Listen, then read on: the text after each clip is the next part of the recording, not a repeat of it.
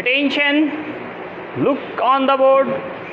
दोस्तों, आप सबका फिर से एक फिजिक्स क्लास में हार्दिक अभिनंदन है। दोस्तों, नया चैप्टर शुरू हुआ था, नाम था magnetic properties and the earth magnetism. इसमें दो नए प्रॉपर्टीज पिछले लेक्चर में पढ़ाए गए थे। एक था इंटेंसिटी ऑफ मैग्नेटाइजेशन, जिनको कैपिटल आई से डिनोट किया गया था, और इसका डिफिनेशन था magnetic moment of per unit volume या magnetic pole strength per unit cross sectional area. इसका यूनिट बताया गया था आपको पिछले लेक्चर में, एम्पियर मीटर इनवर्स, और dimension M not L inverse T not I. जिनका छूट गया पिछला लेक्चर देखें, वहाँ पे सारा डिफिनेशन पूरा एक्सप्लेनेशन मिल जाएंगे आपको। फिर मैग्नेटिक इंटेंसिटी की बात करें तो इसका भी फॉर्मूला बताया गया था, B naught by mu naught. It is the ratio of magnetic induction and permeability of vacuum. B naught by mu naught. B naught क्या है? मैग्नेटिक इंडक्शन, और म्यू नॉट क्या है? Permeability of vacuum. इस दोनों का अनुपात, रेशियो, मैग्नेटिक इंटेंसिटी कहलाता है। दोस्तों, दोनों का यूनिट सेम होता है। इंटेंसिटी ऑफ मैग्नेटाइजेशन हो या मैग्नेटिक इंटेंसिटी हो, बोथ है same unit, ampere metre inverse, and same dimension M not L inverse T not I. अब एक तीसरा प्रॉपर्टी मैग्नेटिक ससेप्टिबिलिटी है, चुंबकीय प्रवृत्ति कहते हैं। इसको डिफाइन किया जाता है कि it is the ratio of intensity of magnetization and magnetic intensity. ये जो आपने पढ़ा, इंटेंसिटी ऑफ मैग्नेटाइजेशन और मैग्नेटिक इंटेंसिटी, इस दोनों के रेशियो को ही एक नया नाम दिया जाता है। नाम है मैग्नेटिक ससेप्टिबिलिटी, डिनोटेड बाई काई। तो काई का फॉर्मूला क्या होगा दोस्तों? I by H, I for intensity of magnetization and H for magnetic intensity. अब यूनिट की बात करें तो आपने देखा दोनों का यूनिट सेम है, एम्पियर मीटर इनवर्स कैंसिल, तो नो यूनिट। डायमेंशन की बात करें तो दोनों का डायमेंशन नहीं होने के, सेम होने के कारण, जब यूनिट ही नहीं तो डायमेंशन नहीं हो। सीधे याद रखें कि अगर यूनिट नहीं तो डायमेंशन भी नहीं। इसको डायमेंशनल लेस क्वांटिटी बोलते हैं, या M not L naught T not लिखते हैं। अब एक बहुत इंपॉर्टेंट टॉपिक है, नाम है मैग्नेटिक फ्लक्स। ये जस्ट लाइक सिमिलर है इलेक्ट्रिक फ्लक्स के। इसको डिफाइन किया जाता है कि किसी भी सरफेस से जितने मैग्नेटिक फील्ड लाइंस पास होते हैं, जैसे देखिए मैंने दोस्तों यहाँ पे फिगर में बनाया, कोई ऑब्जेक्ट है, ये इनका सरफेस है, ये जो लाइंस दिख रहा है इनका नाम है मैग्नेटिक फील्ड लाइंस। ये सब 90 डिग्री के एंगल पे पास कर रहे हैं। तो किसी भी सरफेस से परपेंडिकुलर डायरेक्शंस में जितने मैग्नेटिक फील्ड लाइंस पास होते हैं उन्हीं का नाम होता है मैग्नेटिक फ्लक्स। तो दोस्तों याद कीजिए, इलेक्ट्रिक फ्लक्स में भी कुछ ऐसा ही डिफिनेशन था।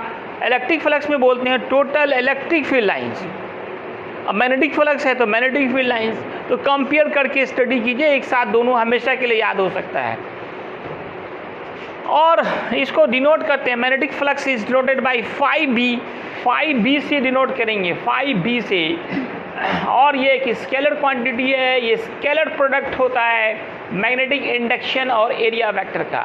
Magnetic flux is scalar product या डॉट प्रोडक्ट, यहाँ पे डॉट का साइन डालते हैं, of magnetic induction and area vector, B vector dot A vector, या फिर बी ए कॉस थीटा लिखेंगे। दोस्तों, जब ये डॉट प्रोडक्ट है तो ये स्केलर ही होगा। क्या होगा? स्केलर ही होगा। यूनिट की बात करें, इसका यूनिट आप जानते हैं टेस्ला होता है, इसका मीटर स्क्वायर, तो टेस्ला मीटर स्क्वायर या वेबर होगा। और डायमेंशन इसका, चूँकि आपको मैग्नेटिक इंडक्शन का डायमेंशन बता दिया गया है, एरिया का बता दिया गया है, दोनों को पुट कीजिए। मैग्नेटिक इंडक्शन का क्या डायमेंशन था? एम, बोलिए, M L naught T inverse two I inverse, और एरिया का एल स्क्वायर। दोनों को एक साथ रखिए, सॉल्व कीजिए और आंसर डालिए किस पे? यूट्यूब के कमेंट बॉक्स पे। ऐसे मैं अगले लेक्चर में फिर इसका डायमेंशन दिखाऊंगा। तो दोस्तों, अब इसमें कुछ स्पेशल केसेस करने होते हैं। क्या करने पड़ते हैं? Special case. तो आइए हम इनके स्पेशल केसेस को दिखा रहे हैं। इधर घुमाया था क्या? तो पूरा आ रहा है, एक बार पूरा दिख लीजिए, पूरा चेक कीजिए, पूरा आ रहा है ना, कहीं कटा नहीं ना, पूरा बोर्ड से थोड़ा बाहर भी दिखाइए। ताकि कटे नहीं ऊपर नीचे। तो दोस्तों अब इसमें हम लोग कुछ स्पेशल केसेस करने जा रहे हैं। क्या करने जा रहे हैं? Special case.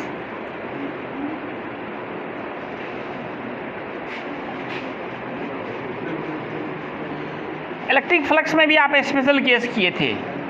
अगर आप इलेक्ट्रोस्टैट आपकी कॉपी सामने रखें तो आपको बड़ी सुविधा होगी, दोनों एक साथ याद होगा। बार बार हम बोलते हैं, आपके लिए ही बोलते हैं, इलेक्ट्रोस्टैट और मैग्नेटिज्म को हमेशा कंपेयर करके पढ़ें, एक साथ दोनों काम आपका हो जाएगा।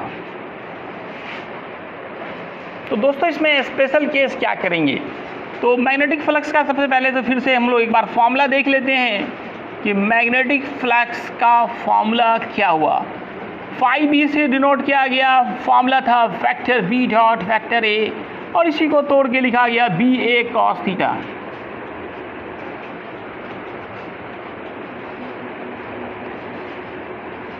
अब इसका स्पेशल केसेस देखते हैं। स्पेशल केसेस से इंपॉर्टेंट ऑब्जेक्टिव बनते हैं। इसमें से पहला कंडीशन कि if magnetic field lines passes through the surface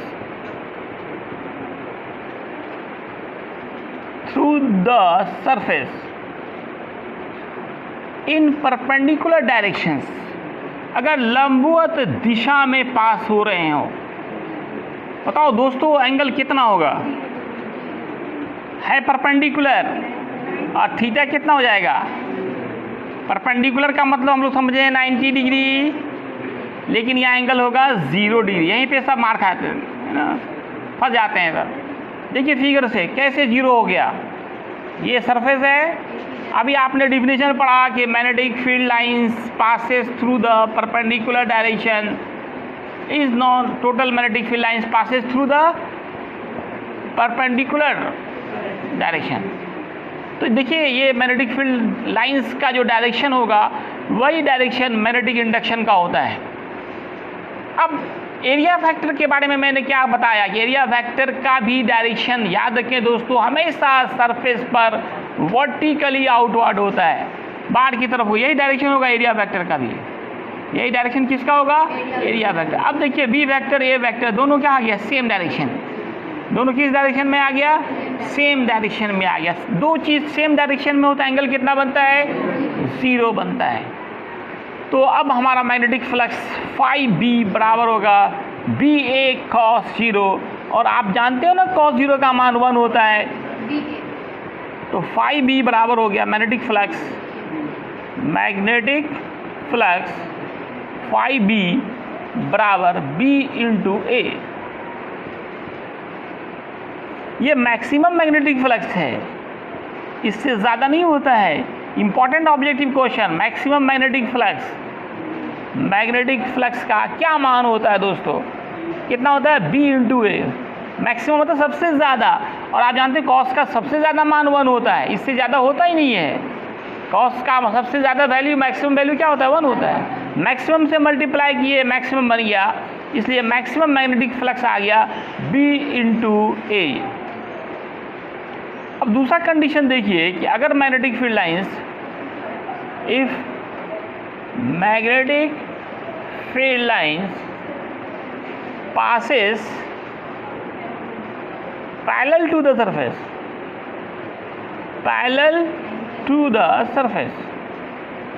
surface के पैरेलल जा रहा हो, इस तरह से जा रहा हो, पैरेलल टू द सरफेस, और area vector always vertically outward. तो ये डायरेक्शन हो गया मैग्नेटिक इंडक्शन का, और ये डायरेक्शन हो गया एरिया वेक्टर का। तो दोनों के बीच का एंगल आपको दिख रहा होगा, theta will be 90 degree. Theta क्या होगा? 90 डिग्री हो जाएगा। तो ऐसे कंडीशंस में आपका मैग्नेटिक फ्लक्स क्या होगा? B A cos theta, B A cos 90, you know that cos 90 is 0, तो बी ए इंटू 0, 0 इंटू समथिंग दैट इज 0, तो मैग्नेटिक फ्लक्स क्या आ गया? 0 हो गया। क्या हो गया? 0 हो गए। इसके बाद देखिए गॉस थ्योरम की बात हम करेंगे। कौन सा थ्योरम? मैग्नेटिक फ्लक्स में भी गॉस थ्योरम है। इलेक्ट्रोस्टेट में तो था ही गॉस थ्योरम, और यहाँ भी गॉस थ्योरम पढ़ने हैं। Gauss theorem of magnetism,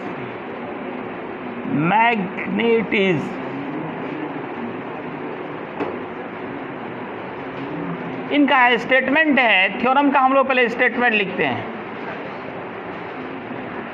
Gauss theorem of इलेक्ट्रोस्टेट काफ़ी इंपॉर्टेंट लॉन्ग क्वेश्चन है, बार फिर से मैं बता रहा हूँ, काफ़ी इंपॉर्टेंट लॉन्ग क्वेश्चन में भी। Gauss theorem of electrostatics magnetism वाला शॉर्ट क्वेश्चन है, क्योंकि वहाँ पे गॉस थ्योरम पे बहुत काम किया गया है। गॉस थ्योरम लिखना, उसका प्रूफ, उसका एप्लीकेशन, 5 एप्लीकेशन बताए गए हैं इलेक्ट्रोस्टेट में। पाँचों में से कोई एक तो 100%, या तो गॉस थ्योरम और उसके एप्लीकेशंस में से कोई एक क्वेश्चन 100% लॉन्ग में रहना ही रहना है।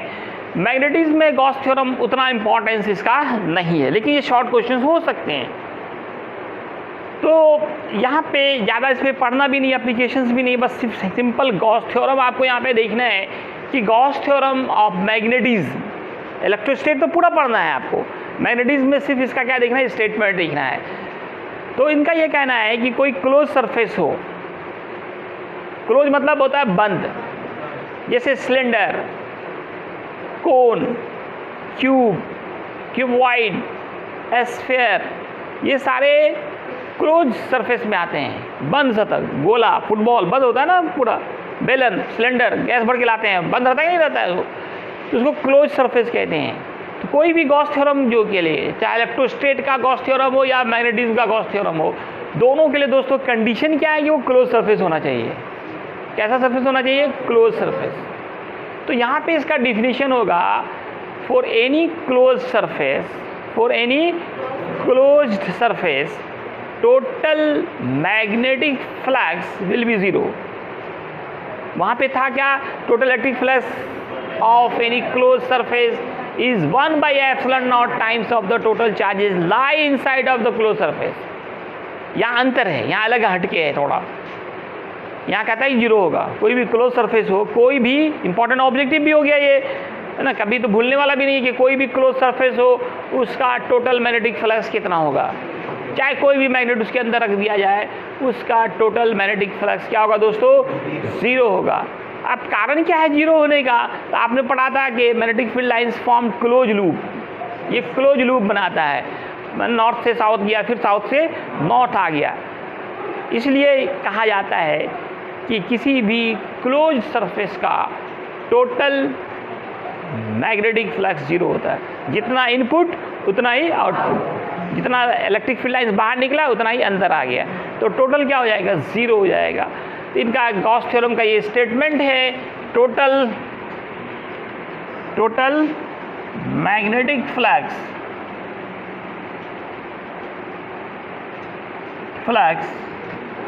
ऑफ एनी क्लोज्ड सरफेस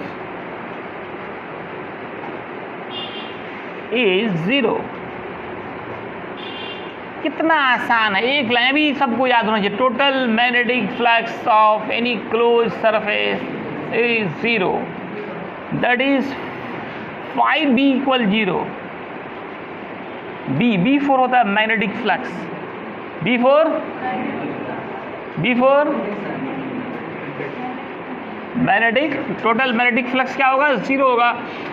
इसको इंटीग्रल फॉर्म में लिखना है, इंटीग्रल फॉर्म इसका, इंटीग्रल फॉर्म काफ़ी इंपॉर्टेंट ऑब्जेक्टिव है इसका। इंटीग्रेशन के फॉर्म में कैसे लिखेंगे? तो दोस्तों मैग्नेटिक फ्लक्स का जो फॉर्मूला अभी देखा, B.A देखा ना, तो इसको हम जो है इंटीग्रल फॉर्म में लिखेंगे, इंटीग्रेशन का साइन देंगे और क्लोज के लिए एक सर्कल बनाएंगे। ये क्लोज सरफेस का इंटीग्रेशन कहलाता है। मैग्नेटिक फ्लक्स का ये फॉर्मूला लिखेंगे, लेकिन ये छोटे टुकड़े के लिए पहले निकालेंगे। B.DA कोई भी सरफेस है, मान लो ये सरफेस है, तो इसका एक छोटा टुकड़ा ले रहे हैं, यहाँ पे एक टुकड़ा ले रहे हैं, इधर ले रहे हैं या कहीं पे भी ले रहे हैं, इसको इसका डायरेक्शन वर्टिकली आउटवर्ड लेंगे तो इसका नाम एरिया वेक्टर हो जाएगा। इसका एरिया DA है, एरिया वेक्टर का डायरेक्शन वर्टिकली आउटवर्ड होगा। आप देखिएगा इलेक्ट्रोस्टेट में भी इस तरह का फिगर बना के एरिया वेक्टर को पूरा डिफाइन किया गया है। इलेक्ट्रोस्टेट में एरिया वेक्टर आपको पूरा एक्सप्लेनेशन के साथ पढ़ाया गया है। इलेक्ट्रोस्टेट की कॉपी देख सकते हैं, लेक्चर में भी देख सकते हैं, यूट्यूब पे भी सब डाला गया है आपका। तो वेक्टर B.DA ये मैग्नेटिक फ्लक्स हो गया छोटा सा टुकड़े का, और टोटल के लिए इंटीग्रेशन करते हैं। क्लोज है तो यहाँ पे सर्कल बना देंगे। इक्वल क्या हो जाएगा दोस्तों, ज़ीरो हो जाएगा। इक्वल क्या हो जाएगा, ज़ीरो।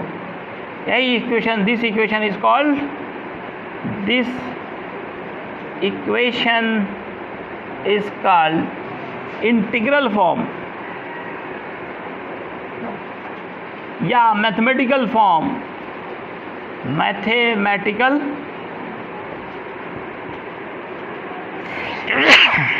अल्हम्दुलिल्लाह of Gauss's theorem of magnetism. जबकि गॉस थ्योरम ऑफ इलेक्ट्रोस्टैटिक्स को हम एक बार थोड़ा दिखाते हैं कि गॉसेस थ्योरम ऑफ इलेक्ट्रोस्टैटिक्स का क्या फॉर्म था, ऑफ इलेक्ट्रोस्टैटिक्स, दोनों में अंतर थोड़ा दिखा दे रहे हैं। इलेक्ट्रोस्टैटिक्स में यही साइन देंगे, क्लोज के लिए वहाँ भी है, बी के जगह पे ई डालते हैं। Electric field intensity, area factor वहाँ रहेगा ही, वहाँ ज़ीरो नहीं होता है, वहाँ क्यू बाई एप्सिलॉन नॉट होता है। ये इलेक्ट्रोस्टेट वाला है, तो अंतर यहाँ पे आ गया है। यहाँ पे जीरो कहा जा रहा है, मैग्नेटिक फ्लक्स जीरो होगा। क्लोज सरफेस का मैग्नेटिक फ्लक्स कितना होगा हमेशा, कोई भी शेप हो, कोई क्लोज सरफेस हो, चाहे सिलेंडर हो, क्यूब हो, क्यूबॉइड हो।